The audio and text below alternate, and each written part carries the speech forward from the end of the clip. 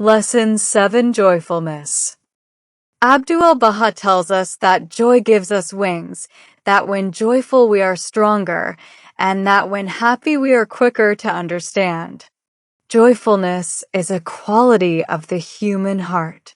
With hearts full of joy, we see the blessings of God everywhere around us, the blessing of loving parents, the blessing of friendship, and, above all, the blessing to know Him and to love Him.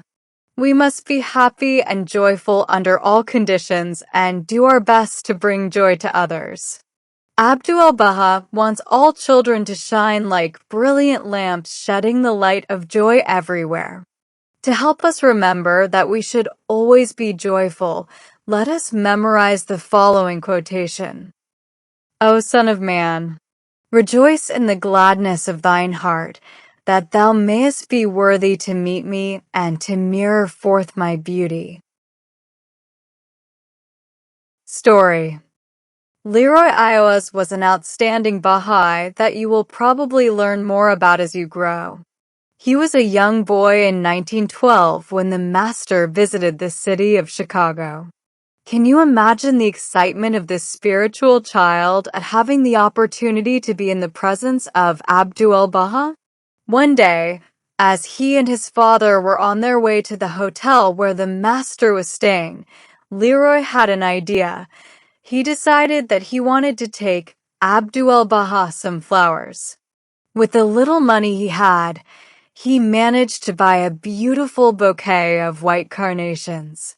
But by the time they reached the hotel, he had changed his mind. He decided that he did not want to give anything material to the Master, not even beautiful flowers. He would offer him his heart. That was the most important thing he had to offer. So, Leroy's father presented the flowers to Abdul-Baha without mentioning who had brought them. Abdul-Baha then gave a talk to all the friends who had gathered at the hotel to meet him. During his talk, Leroy sat quietly at his feet and listened to his wise and loving words. Afterwards, the Master stood up and shook hands with the guests, giving each one a white carnation as a token of his love.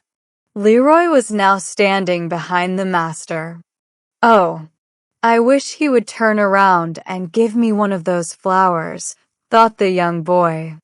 Maybe, secretly in his heart, he wanted the Master to know who had really brought him the beautiful flowers. But, one by one, the white carnations were being given to other people, and it seemed unlikely that Leroy was going to get one. Then, suddenly, the Master turned around and fixed his gaze on Leroy Iowas.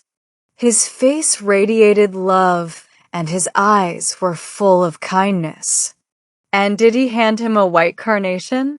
No, Abdul-Baha gave Leroy something even more precious.